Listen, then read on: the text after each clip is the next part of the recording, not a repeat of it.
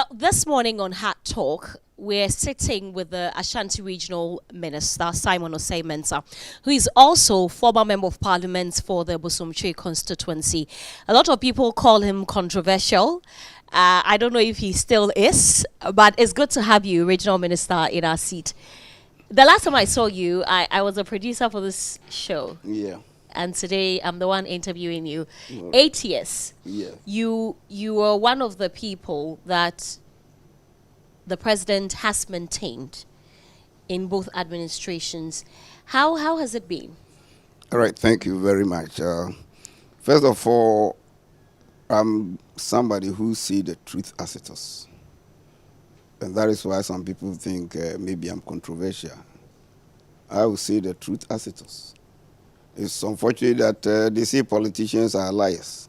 And those of us who feel we should say the truth as it is, they are not also comfortable with that. But I thank God that whatever I wanted to achieve as a regional minister, the name I wanted to leave on this seat, God willing, by the end of the period, I'll achieve it. I want to be called the regional minister of Ashanti who said the truth as it is. Okay. I'm happy that you've opened up that angle. So you're a truthful person. Yes. How would you rate Ekufuado's administration? 1 over 10. Normally, I don't like rating. I prefer you people to rate the government because I'm part of the government.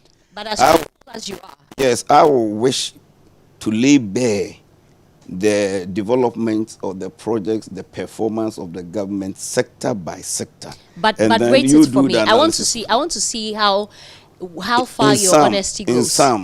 In summary, what I will say is that under the 1992 Constitution or democratic dispensation, no government has performed better than Nana Addo Dankwa Akufo-Addo and Dr. Alhaji Bawumia government. The next person who comes very close to Nana Addo Dankwa Akufo-Addo and Dr. Bawumia's government is former President GHOne Kufuor. So even he hasn't performed or didn't perform. No, I'm not saying he didn't perform, but you know, if you study from somebody, definitely you learn the strengths, you study the weaknesses, and you improve upon the weaknesses. Anyway, let's come back to the region. How has managing such a big portfolio as a regional minister been? Oh, it has been challenging, but when you are truthful, it becomes easier. Initially, it was difficult because people didn't understand me. But when people understood me that this is the way I work, and I will say the truth as it is, they've come to appreciate my style of administration. So if you realize this second term, you hardly hear anything they called controversy coming up. I mean, speaking of challenges, as regional minister, like you rightly said, some of the issues that you faced then was the Fulani Kankai and Asante Achimagogo and those areas, the riots on the KNUST campus, and the constant agitation by market women. Yeah. Would you say then that you failed to manage these issues properly? Oh, all right. Thank you. I think this rather demonstrates that I've succeeded in solving those problems. These are problems I inherited, and these are security challenges. First of all, let me give you some of the security challenges we inherited and the way we've addressed them. One was the cattle herdsmen in Ashanti Region. Normally, I don't like using the word Fulani because of the ethnocentric connotations that it has. Cattle herdsmen, we were faced with the issue of kidnapping. We had illegal logging. We have communal violence at Tehran in the Kwabre East municipality. We had illegal mining. And then Supreme Court ruling in 2012 that the capital of Atumakwa should be moved from Fuansi to Chedie, and then highway robberies. Now, anybody who will be truthful to himself, currently in Ashanti region, hardly do you hear about highway robbery. But previously, almost every week there was highway robberies that we've tackled, and I appreciate the support and the efforts of the Regional Security Council in curbing this menace. So I don't know the last time you heard of highway robbery in Ashanti Region. We've kept it down. How did you do them? What did you do? I don't bring out my security strategies. That is for us. Because the moment I bring them out, then it's no longer right. Yes. Then you must have exposed it to the people. Then you mentioned the cattle herdsmen at Agogo. In 1992, that was the first time the late former president, John Jerry Rawlings, instituted what we call Operation Cowleg.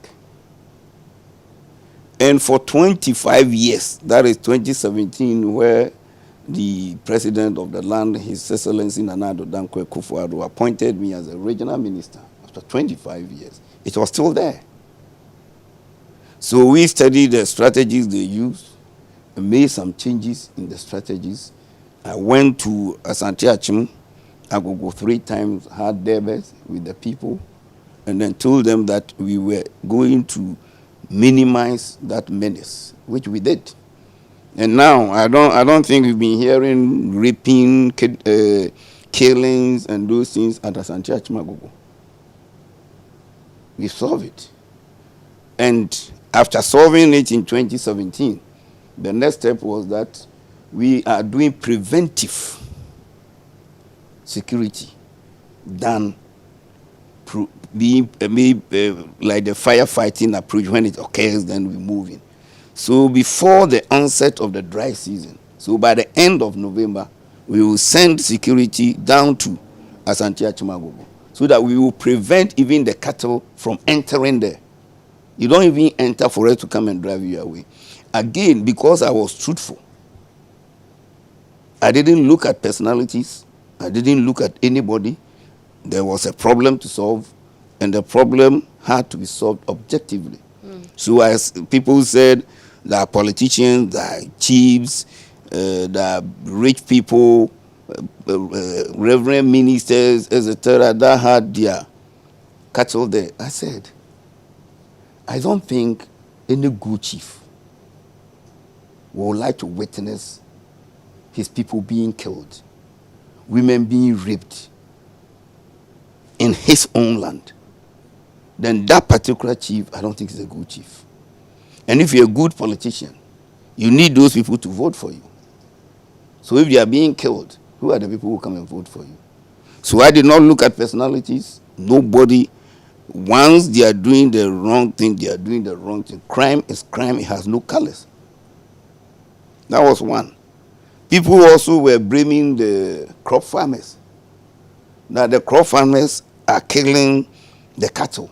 And that is why the cattle herds also react. Then I asked them, when did somebody plant maize and the maize had legs and walk to cattle and see cattle eat me, consume me? Or watermelon. I planted my watermelon and the watermelon will get up and walk to a cattle and see consume me. It can never happen. So the one that is mobile, that is causing the trouble. And I don't think you will tell me that I should have my crop farm and I have to fence the crop farm because of your cattle. You are supposed to provide a pen for the cattle, a place to keep the cattle. And if they are going to feed them, there should be a proper guide so that they don't go and destroy anybody's farm. And it worked. When I started, I was in my house one day, and then they called me, some people said, they are bringing me cattle. I told them, listen, I've given you 15 minutes. If you don't leave my office, I'll let them come and arrest you. But then I'm going. My age, people should die because I've taken bribe, or people should die because I've taken cattle I can buy. So these are some of the truthfulness I'm telling you. I could have taken the money. But you didn't. Never. Okay. And that is me. I remember when I was fighting bauxite at Inahini. You call me, I will shut you down. I don't need that, your dirty money. I came with clean heart, and I want to live with clean heart. Okay, now that you have mentioned bauxite, I'd have asked you eventually, but let me ask you about galamsey. Yeah, I think I mentioned illegal mining. Okay. You see, the fight we were succeeding as at 2020. And then what happened? You know, this one I'll bring you the journalists too. I'll bring myself and other people, but the journalists too, I'll have to also bring you. You know, when around 2020, most of the water bodies were being cleared. Whilst we were fighting, that's the MPP government, Nana Addo Dankwa Akufo-Addo government, was fighting illegal mining. We have our colleagues at the mining site saying, vote for us. And if you vote for us and we win, we allow you to do the illegal mining. Nobody, how is that the fault of journalists? It could be your fault. You could also have condemned it. And we all could have condemned that act. But the same journalist was with the president from the beginning of this fight. Yeah, but when this happened, you should not forget that we are in politics for political power. If you are not in power, no matter what excellent policies you have, you cannot implement them. Okay. So these people said it, and we lost almost every galamsey area constituency, even Ashanti Region. Those we won. If you go and compare the votes we had at Mansour Dubia, Amansia South, in 2016, and what we had in 2020, we nearly lost. Okay, but you agree that you never lost any seat, because I have heard members of your party and communicators say that because of your fight against galamsey, you lost certain seats, which is not. Well, why you say we didn't lose any seats? Which of the seats did you lose? Western Region. Which one? Apart from Takwa, Insui, the rest all we lost them. Which one? Ejura, Ivalu, Ejura, and all those things. We lost them. And because of your fight against galamsey? Yes. That is not accurate, because those seats you mentioned, they've always been swing seats. They've been swing seats. I know my sister Katrina Fiku had won it for 2 or 3 consecutive times, but we lost it. And you apart from all the galamsey seats, apart from Takwa Insui. Where do we win? Mr. Minister, what I'm saying is that what you're saying is not factually accurate, because even your minister, who is now Minister for Tourism, I think Arts and Culture, so he has said emphatically, and he is from the Western Region, he has said, and that is Andre Japamesa, that this claim that you lost seats as a result of your fight against galamsey is not true, because it is not backed by data. Why are they not backed by data? When I'm telling you, if you go to Mansour Dubia, for instance, even though we did not lose, when we had won more than 80% in 2016, and we won this time less than 60%, go to Amansia West, Mansour Kwanta area, the same thing happened. So it's good that when somebody is fighting illegal mining, another should go and say, for us, when we come, we will support you. You know, you said earlier, that is not good. But then again, there are laws. You will agree with me that for someone like you earlier said you didn't look at anybody, you overlooked every kind of personality, and you went ahead with your fight to achieve all the things that you wanted to achieve as regional minister. This is a president who said that he is putting his presidency on the line. Which he did. To fight illegal mining. Which he did. So if, of course, the laws are there, if you think that your colleagues on the other side were going to these places to, for the ones for a better word, influence them, if you were bent or you had the political will to fight it and win the fight, don't you agree that you would have won it? On the basis of what will arrest that person? There should be a legal basis for arresting the person. You cannot go and just arrest somebody just for the fact that the person is saying, if we win, we will allow you to do illegal mining. You cannot. Which law? It's not necessarily the people who are saying it. No, there should be a but law. What measures and how did you intend to fight illegal mining? Let me tell you this. You can only arrest somebody when the person has breached a particular law. When the president said he was putting his presidency on the line, it's not backed by law. It's a statement. And you cannot use that as a statement to arrest. So are you saying that you lost that? My question was not in reference to arresting your colleagues who are making these pronouncements. We had the power. But so you cannot just arrest somebody. No, I don't think you understood my question. Okay, come in. My question was on fighting illegal mining. Yes. There are laws that ensure that these things don't happen. Yes. And I'm asking you that if these laws are there, if you really wanted to enforce them, you would have enforced them irrespective of what your colleagues on the other side were doing or saying. Don't you agree? Let me give you something. It's just like when you are fighting black marketing. And you say you can uproot it in a day. You chase them here, they are over there. Do you know the number of operations we've undertaken in Ashanti Region? Even just last week. We have illegal miners that stormed Asanko Gold. That's one of the large-scale mining companies in this region. And we had to dispatch military and police there to go and arrest them. But you do it, the next day they are somewhere. So it's not one-day action. You cannot. Look, initially... Have you given up? Me giving up, I will never do that. So where are we now in our fight against galamsey? Now, the law is being amended. And that is why all of us should appeal to the Speaker that Parliament should reconvene. Because the law that allows people to mine on water bodies and then within forest reserves, that law is what we want to amend now. So that there will be legal backing that you cannot mine on any water body. And you cannot mine in any forest reserve. That is where you can arrest. Apart from that, you do operations and then you go, the people you find mining illegally, you arrest them. Because there are people who have legal concession in forest areas.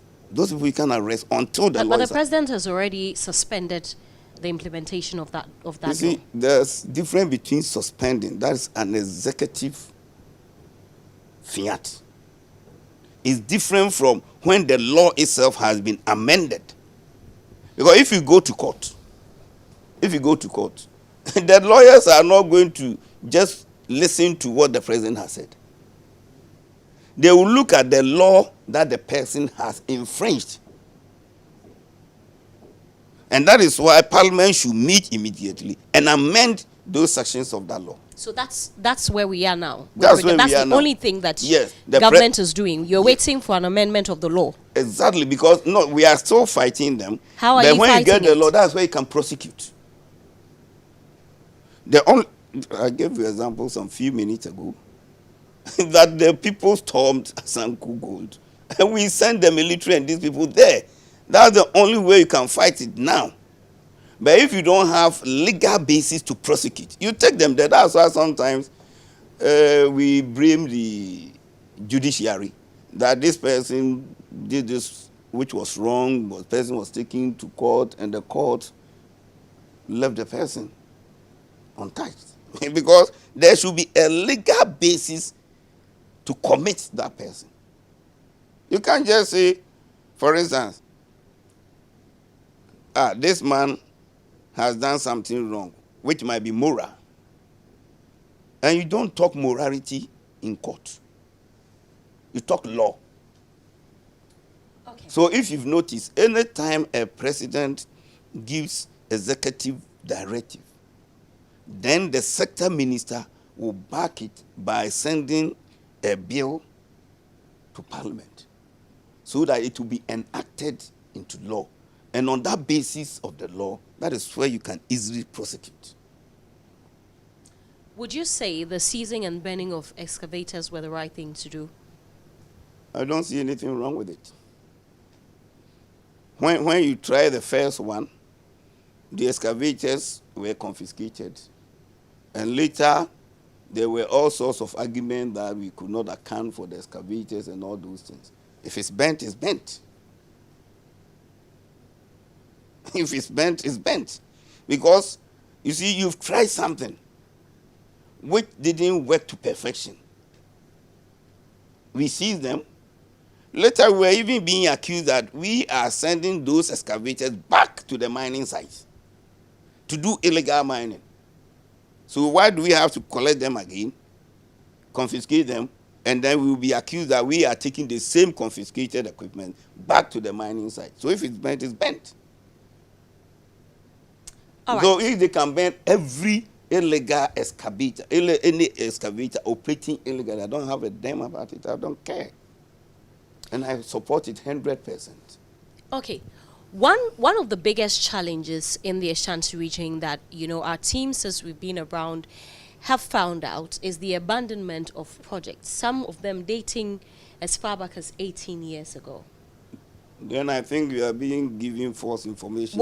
Give me those ones. Example. Okay, for instance, the Krofro market. It was started by President Kufo. Where are we with that? That's the only one you can mention. Oh, but it's one of them. But at least it's one of them. No. Okay, let's talk about that one. No, you say abandoned projects.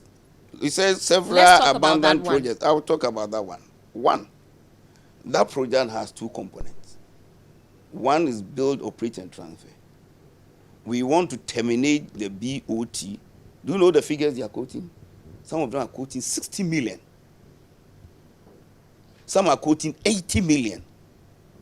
And we are still negotiating because we don't have to get any problem of judgment debt. So we are negotiating with them so that we can take over the project and get people who have the capacity to complete. Those big structures you see around outside, they are all build, operate, and transfer agreements. So I will never do anything that will lead my government into the payment of huge judgment debt. But this thing was going on that we've abandoned projects. It's not true. It's not true. First, NDC started with abandoned hospitals they initiated, even though most of the hospitals they were talking about were initiated by former President Kufo, and some as far back as the late former head of state, Kutu Echampo. Look, we inherited 8 hospitals. We've completed 6 of them, or 7. We've commissioned 5. We inherited Bekwai Hospital, started by Kutu Echampo. We've completed and commissioned and is functioning. We inherited Tepa. We've completed, commissioned, and is functioning. We inherited Konongo. Is completed and is commissioned and is functioning. We inherited Fomena. Is completed and is functioning. We inherited Kumewu. We've completed and is functioning. We've commissioned the one in your own hometown, which is supposed to be the regional hospital, Serwaa Hospital. We've completed, and I'm sure we will commission before even we have the elections. And then today, completed? Yes, long time. The challenge, all the equipment have been installed. You can go there from here. The challenge we had was the power supply, because it's 250 bed capacity. The installed equipment, the ordinary transformer, could not sustain the power. So we had to reconstruct a new ECG substation, which we've done. You can go there and check today before you leave. At least you take advantage and go and greet your family members. Okay. What about Agenda 111? Yes. In this region? In this How region. many of them have you been able to complete? We've not commissioned anyone yet. Have you but completed? We've commissioned. Just always allow me to. We've not commissioned anyone yet, but I'm optimistic that before the end of the term of His Excellency Nana Addo Dankwa Akufo-Addo, we will be able to commission close to about 6 or 7. One is Trader, where he cut the salt for Agenda 111. The second one is Kokobin, just here, around is of Forikrum municipality. It's close to Apiedu. It's called Apiedu Kokobin. We have Kodia, we have Bawumia, we have Adansi Asokwa, we have about 7. Barakesi is also one of them. Esiwa in the Bosome Frihon district is also one of them. We are likely to commission these 7 before the end of the term of His Excellency Nana Addo Dankwa Akufo-Addo. And these are hospitals that have been staffed with everything, equipment and all. Exactly. They are just structures sitting there. Can you commission without equipment?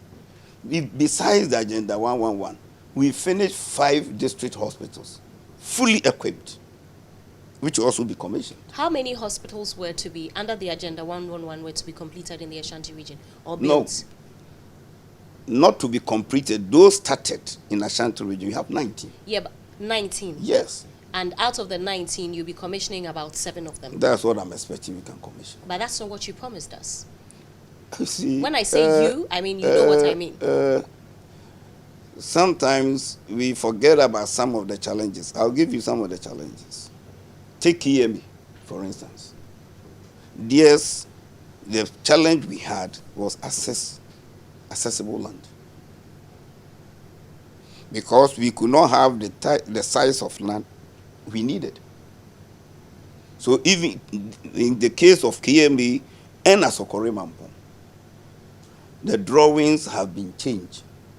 Instead of the original horizontal type of development for Agenda 111, now we have vertical type of development because they are not getting adequate land. Asokore-Mampong, they started early this year, and I can tell you they are roofing most of them. It's KMB, which is just at the foundation level. And then you go to Akrofrom. Akrofrom too, we had challenge with the quality of the land. So we had to do some other engineering before continuing. But even that one, most of them are at roofing level. So if we are able to even complete the 7, it's okay. Because we've done well. I say that inherent in every challenge is opportunity to develop. Had it not been the COVID, we wouldn't have known that we lack health facilities. Even though I agree in Ashanti region, as at 2017, we were the worst region among the 10 then in terms of health infrastructure in relation to the population. And we were infected with what we called captation in the health sector. And it killed so many people in the region. Captation, which was supposed to be piloted for 6 months, and for 6 years, it was killing people of Ashanti region. It was the current president, Nana Addo Dankwa Akufo-Addo, who during the first quarter of his administration asked that it should be removed from Ashanti region. So we have done well. We realize even with infectious diseases, we do not have any place to keep patients who are infected with some communicable diseases. Now they are building 3. 2 of them have been completed. One is at Kumasi South Hospital, infectious disease center, where we treat patients who are infected with communicable disease so that they don't spread it out around. And we realized this during the COVID time, because we find it difficult where to keep those who had the virus. Okay. Mr. Minister, and then we have one at Serwaa and one as in Kinkansu. That one is not completed. The Serwaa one is completed. The Kumasi South Hospital one is also completed. Okay. I am sure you've seen the viral video where your opponents consistently show on TV of you in an interview where they asked you to mention 5 monumental projects started and completed by the NPP, which is exclusive to the Ashanti region in the last 8 years. I'm sure you've seen that video. That fake video. It's fake? Yes. Go and listen to it again. When I mentioned First Lady's project, Auntie Rebecca's project, they said Waka 1, but the host said Waka 4. Go and listen to it again. Okay, so then give us the 5. Wait, I'm coming. I can give you 20. Wait. And again, when I said when you are coming to my office, at the right hand side is the appeals court residential complex. When we finish, I'll take them and have a look at it. Then they cut it. When you are coming to my office, you come to my office and listen to those projects. You see, these are indigenous. These lies, me, I'm like the porcupine. You attack me, I'll give you my spines. These are the lies. Because I've told them, and I've put this question almost 2 years, and I'll still ask until I leave this seat. If they can give me one single hospital, whether they inherited or they initiated ab initio, completed, commissioned, and the hospital accepted patients, I'll resign. If they tell me just now, I'll resign just now. Just one. Just one, I'll resign as regional minister. And because of those things, questions I'm putting to them, then they will go and make fake this and I cannot mention. Me? I don't even attend interview with sheets or papers. I go with my coconut. Never. I want one person who can tell me that the person has interviewed me and are holding the paper. Then I cannot mention. Okay.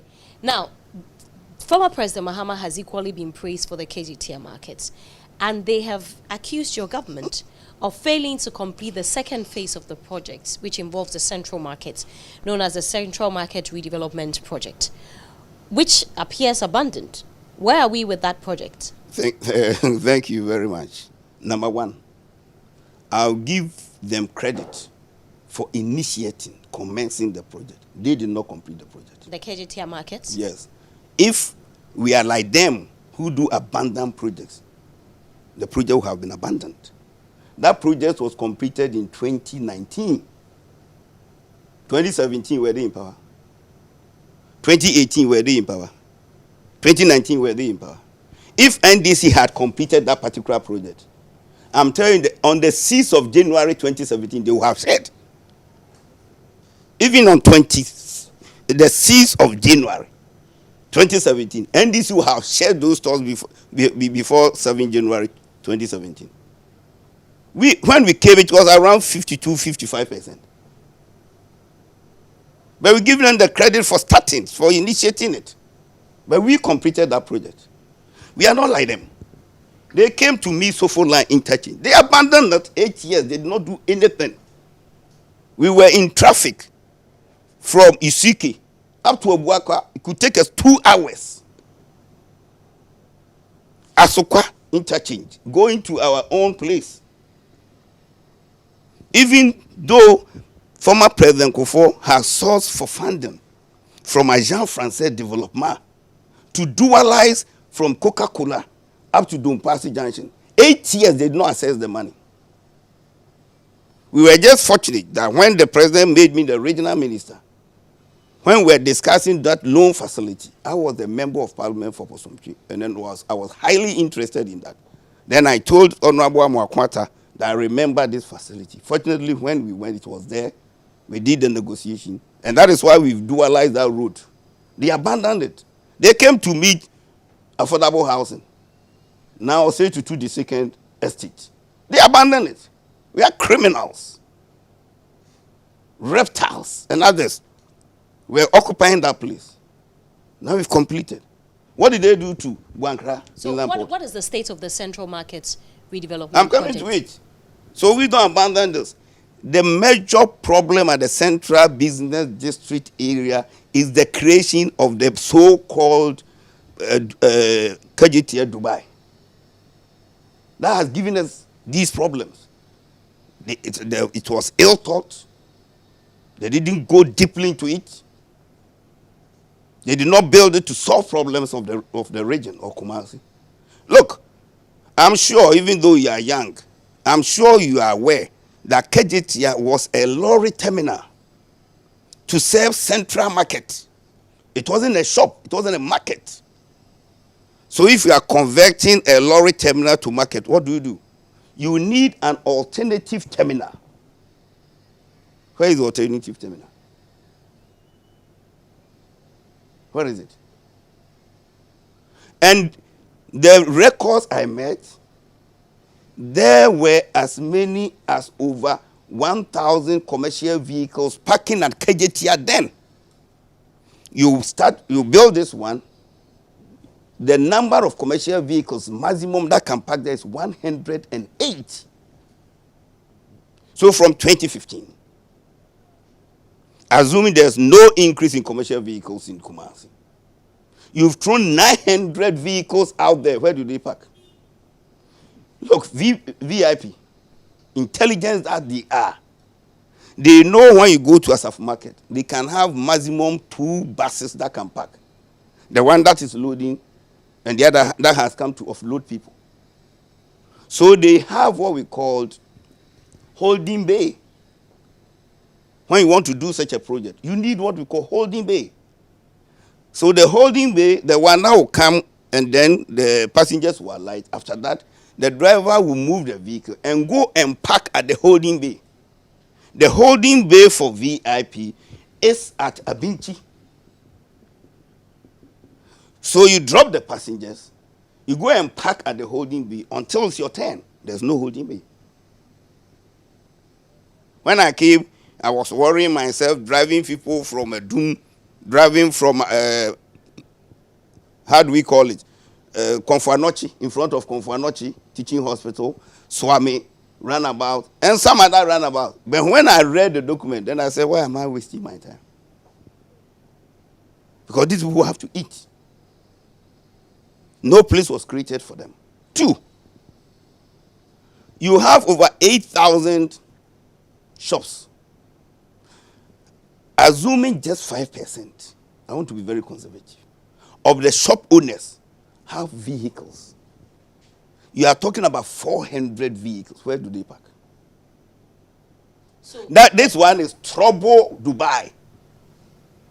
Again, so the project has stalled. I'm coming. I'm coming. I'm explaining. I want to give you the genesis of everything so that listeners and viewers will have better appreciation of the issue. Okay.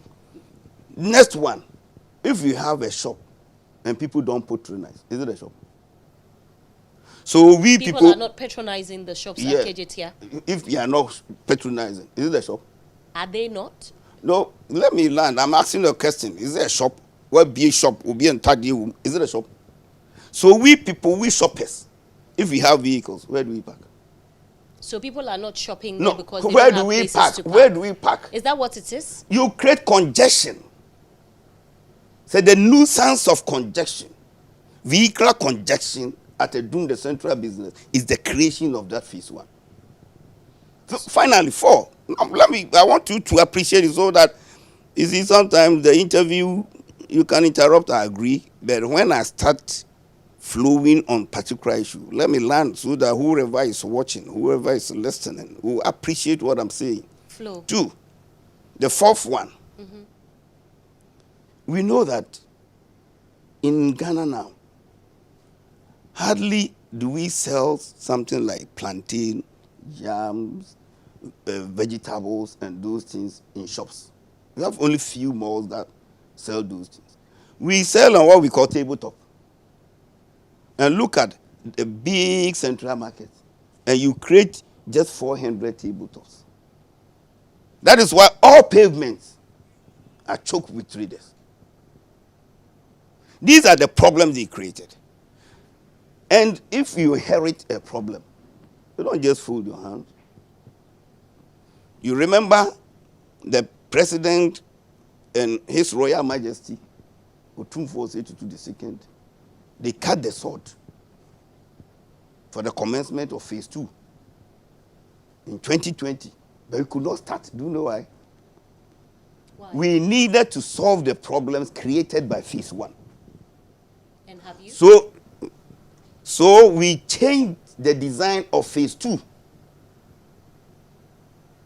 So the shops that were supposed to be on the ground floor, if we complete that project, the whole ground floor is going to be lorry terminal, car parks. 2, we also changed all the shops on the first floor to be traditional market, where you have tabletop, where you can sell your plantain, you can sell whatever, fish, whatever. And then in the evening, you can just wash it because we are going to do it in such a way that it's washable. That is why it delayed. So we had to change the original design for phase 2. It's just unfortunate that we had this COVID. And with the onset of the COVID, we all know what happened. All projects ceased because people could not gather. And even here in Ashanti, we are among those people who had lockdown. Where you could not even go out, you could not even go to work. But now COVID is over. What is the plan for the phase 2? I'm coming. You see, I have answers to everything. Maybe, anyway, it's good that you ask the questions. Now, when we started after the COVID, then came this debt negotiation. And the government was negotiating with Paris Club. And the source of the funding for KGTR phase 2 is from UK. UK is in bank.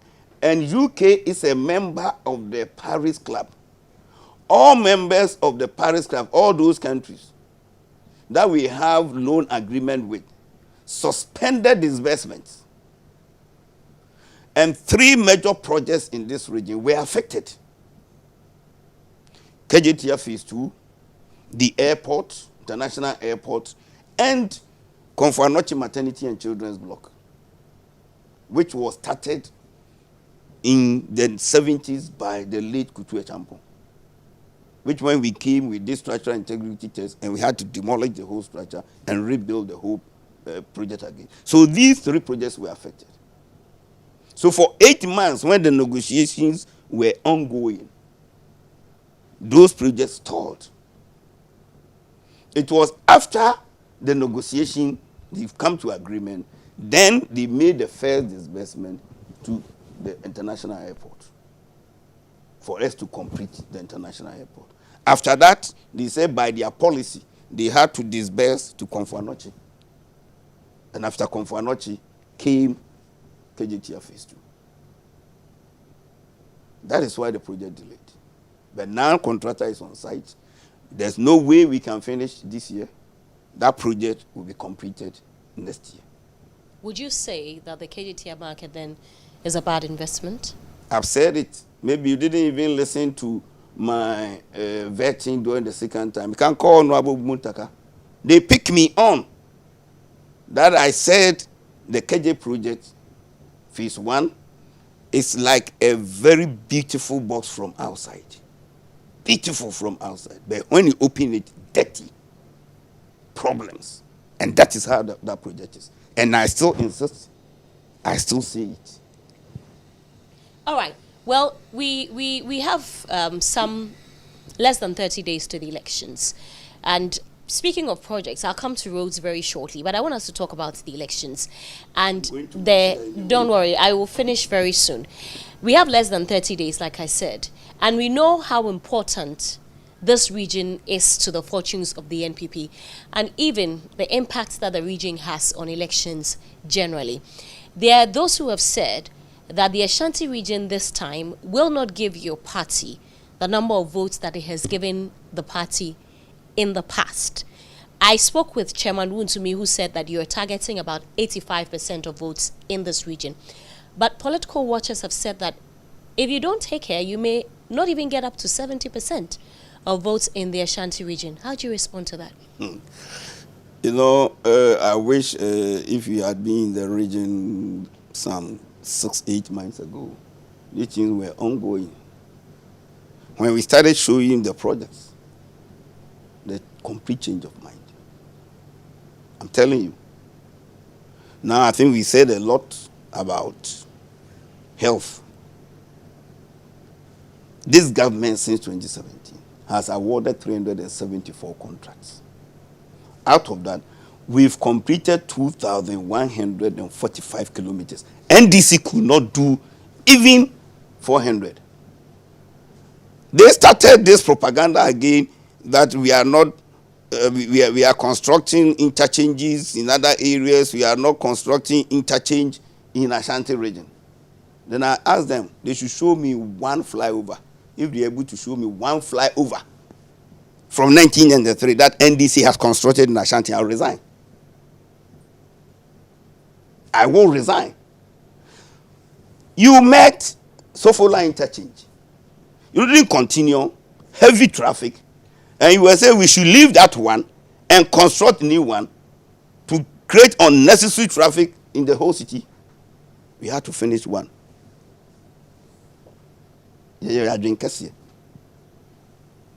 we had to complete that one. Now the place is free. You left Lake Road extension of Asquas Exchange, and there was traffic, and you wanted them to leave that traffic. You haven't answered my question. We work it. Yeah, I'm answering. So the roads we've constructed, they see them. We've undertaken more than 1,000 educational projects.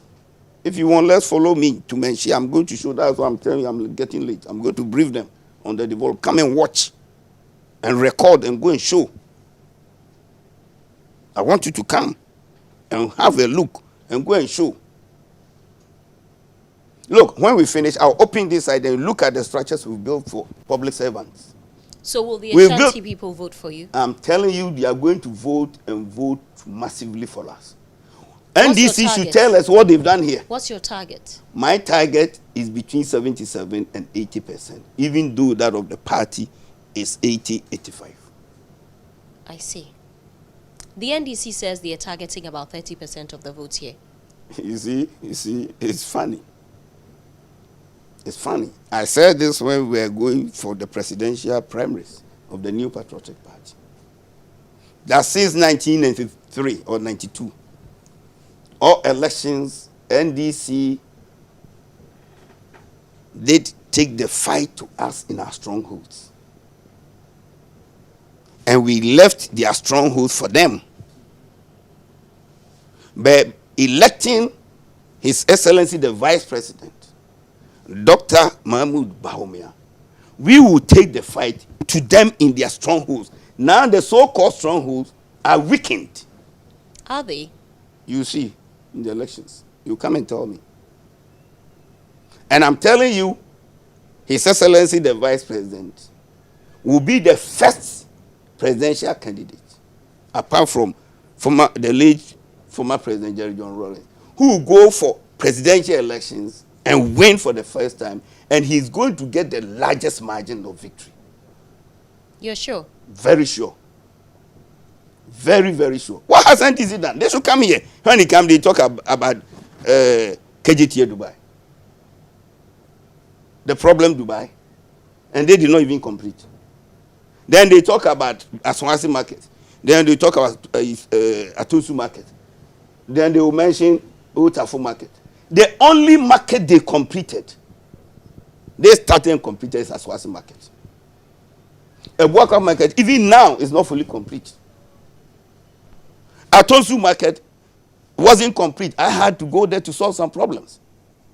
Okay. Tafu market wasn't complete. And then we have completed 37 market projects. 37 completed. So what I'm saying is, NDC has nothing good for Ashanti Region. Okay, you say that, you talk about all these projects, Minister, but the flag bearer of the NDC says this election is about the economy and not all these things and these projects that you're talking about. Do you think that on the economy you have performed good enough? The complaints are many. I'm sure that you have heard some. I know. Yes, we performed under the circumstances of COVID. Listen, I've heard the former president has given 5 questions to His Excellency the Vice President to answer. One of them that is most interesting, that he stopped talking about the economy and now talking about digitalization. So he didn't learn anything in the 8-year period. He doesn't know the correlation between digitalization or digitization and the economy. Through digital systems, you create growth in the economy. Through digital systems, you create jobs. He should go and read. It's estimated that if emerging economies can double the rate at which they are doing digitalization, the next 10 years, global nominal GDP will grow by 4.4 trillion. He doesn't know this. He talked about he left debt of 120 billion, and we've taken it to 767 billion.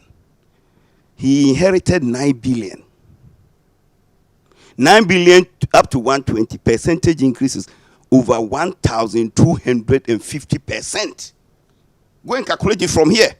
From 120 to 767 billion, the percentage increase is just about less than 600, 500 and something percent. Half of what he did. We've done better than that, even the circumstance. That time there was no global pandemic. There was no global pandemic. 2, he is quoting exchange rate. I'll use his own exchange rate and bring the debt to a common denominator. That's dollar. He's saying $1 was 4 cedis during his time. And he's saying the debt level was what? 120. Divide 120 by 4. That gives you 30 billion US dollars. You take something from 9 to 30 billion US dollars. What's the difference? It's not 21 billion. Go and divide, and he's saying now the rate is 17.